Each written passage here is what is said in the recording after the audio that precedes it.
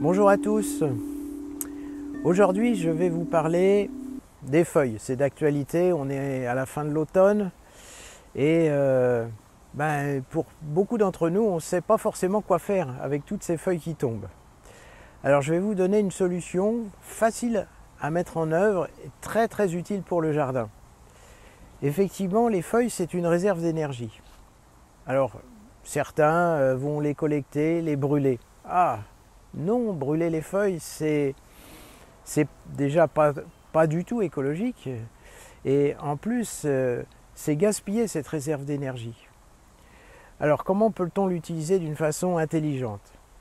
Eh bien, si vous avez déjà un petit jardin, puisque a priori, si vous avez des feuilles dans le jardin, c'est que vous avez un jardin et quelques arbres, eh bien, les feuilles qui vont être généreusement déposées sur le sol, vous allez les collecter et puis en faire un tas quelque part. Alors il peut y avoir plusieurs destinations. Ça peut faire une réserve d'énergie pour une bulle de permaculture, parce que après tout c'est du carbone qui peut se transformer facilement, plus facilement que du bois ou du BRF, le bois raméal fragmenté. Pour peu qu'on mette une petite couche de gazon, puisque là on a un petit redout en ce moment, le gazon avec l'humidité ambiante a tendance à bien se porter, donc profitons peut-être d'une après-midi un peu ensoleillée où ce sera un peu plus sec pour faire une petite tonte et mettre par-dessus le tas de feuilles que nous aurons fait. Et puis plus simplement, je vais moi collecter les feuilles et les disposer sur une petite parcelle qui me servira pour faire de la culture au printemps, peut-être une culture de cucurbitacées, tout simple. Les feuilles déposées auront fait disparaître le gazon et auront ameubli la terre en dessous. Donc il n'y a pas grand chose à faire et il n'y a pas énormément besoin d'instruments. Vous voyez, j'ai la brouette à feuilles et le râteau à feuilles. Je ramasse, je dépose et je ne m'en occupe plus jusqu'au mois de mars. Là nous sommes fin novembre. Vous voyez, l'érable ici derrière a généreusement tapissé le sol de feuilles. Eh bien voilà, un peu d'huile de coude et ramassons les feuilles pour faire nos préparatifs de printemps.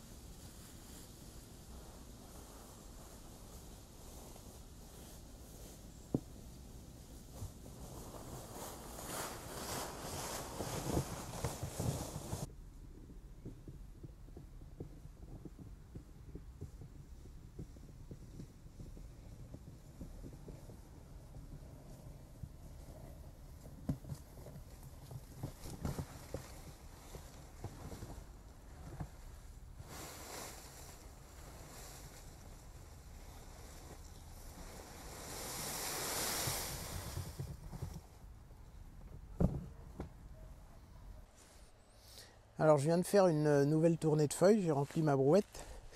Et là je me suis arrêté en fait ici près de ce saule pleureur pour faire quelques prélèvements. Bon, je m'attendais à trouver un peu plus de feuilles, mais j'arrive un peu tard, elles sont déjà tombées. Bon, je pourrais en ramasser bien sûr quelques-unes, mais ce qui m'intéresse c'est aussi d'avoir des petits bouts de branches comme ça.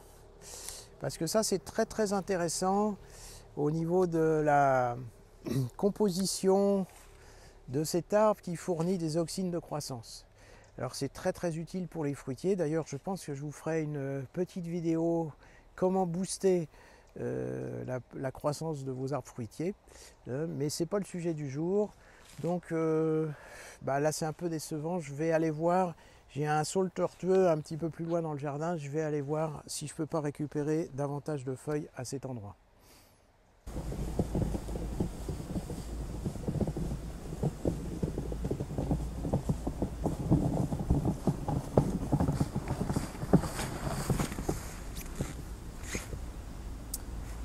Oui, alors le saule tortueux, le voilà.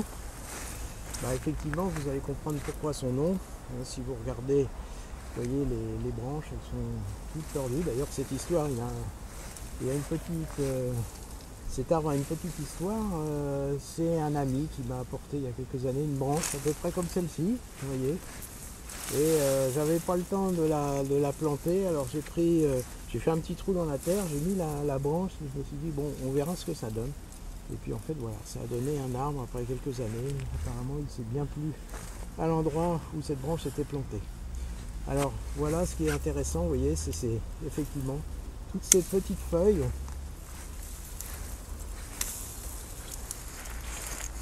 Alors c'est un petit peu plus long que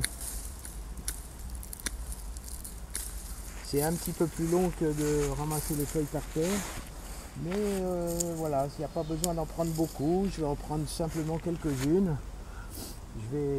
Ça va lui faire du bien d'ailleurs, hein. C'est comme quand on se coupe les cheveux, les pointes.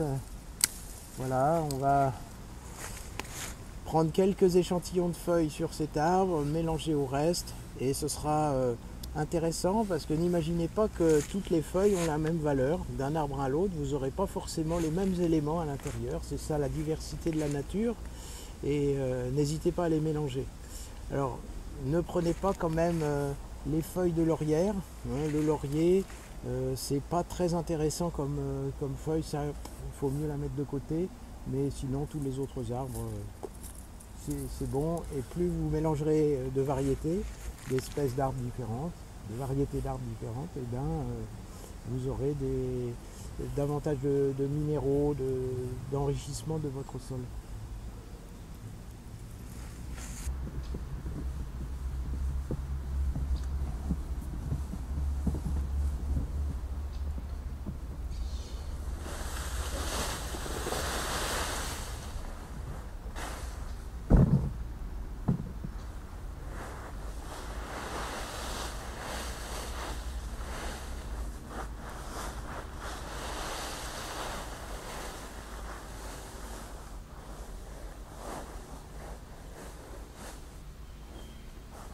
Alors voici, j'ai déposé les feuilles.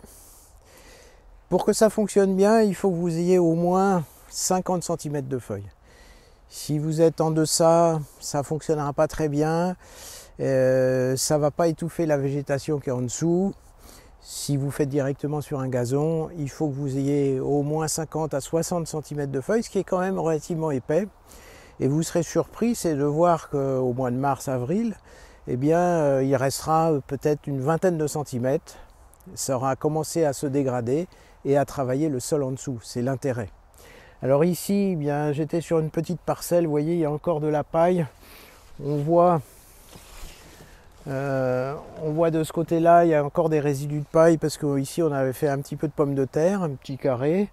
Là, il y a une petite butte là-bas, vous devez en voir le bout. Une petite butte surélevée dans laquelle on a fait un peu de salade, du radis. Et là sur ce côté là, je ne vais pas encore travailler de suite parce que on a fait du cucurbitacé, essentiellement de la courgette, de la courge spaghetti, puis au fond j'ai encore quelques betteraves à ramasser, donc pour l'instant je ne vais pas m'en occuper. Mais voilà, je vais repréparer mon sol, ce qu'on appelle un couvert, hein, en termes de permaculture. On peut faire simplement des couverts. Sur une butte d'ailleurs on termine toujours par un couvert, mais là bon c'est plus qu'une petite couverture de surface, c'est vraiment une énorme couverture, un bon matelas on va dire, plus qu'une couverture. Et puis c'est intéressant parce que ça va vraiment bien préparer mon sol, d'autant qu'il a déjà eu une saison de préparation avec du paillage l'année dernière, donc la terre est relativement intéressante déjà dans ce petit carré. Et je vais avoir une terre tout à fait préparée pour mes plantations au printemps. Voilà, alors une petite demi-heure plus tard, j'ai ramassé un bon tiers, peut-être une petite moitié de la parcelle. Je reviendrai demain parce qu'apparemment il fait beau pour la terminer. Et vous voyez, ça m'a fait ma petite cardio du jour, sympathique, en plein air. Pas besoin d'une salle de sport. Bien respirer dehors, ça fait du bien, surtout par les temps qui courent. Hein. Nous sommes fin novembre, toujours en confinement, et c'est le moment effectivement, si vous avez un petit bout de jardin, eh bien, de vous aérer et de préparer le printemps. Donc cette couche de feuilles va réduire gentiment pendant l'hiver. Et au mois de mars, avril, ou voire même peut-être début mai, suivant le type de plantation que je veux faire, eh bien, il y aura juste à écarter la fine couche de feuilles qui restera et je mettrai en place mes plants, ou peut-être, je ne sais pas si je referai de la pomme de terre, ou peut-être de la courge, ou du potiron, ou du potimarron, je ne sais pas, on verra, ce sera l'inspiration au printemps.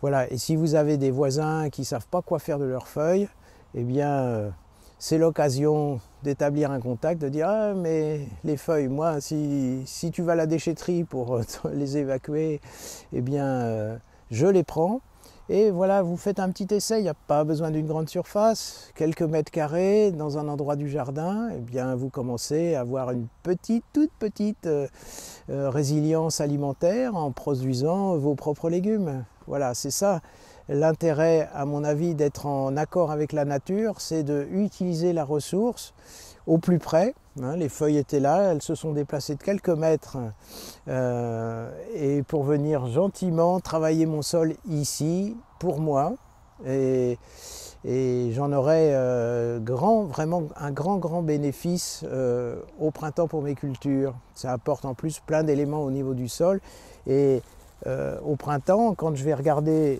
sous les feuilles, sous la terre, ce sera plein de vers de terre. Voilà, ils auront travaillé pour moi, pour ameublir le sous-sol et me permettre de cultiver beaucoup plus facilement, sans bêcher la terre, sans la retourner. Donc ça me facilite énormément les plantations du printemps. Voilà, j'espère que cette petite vidéo sur le sujet des feuilles vous a intéressé. N'hésitez pas à liker et à partager et à vous abonner à la chaîne si ça n'est pas déjà fait. À très bientôt pour d'autres aventures dans le jardin. Merci.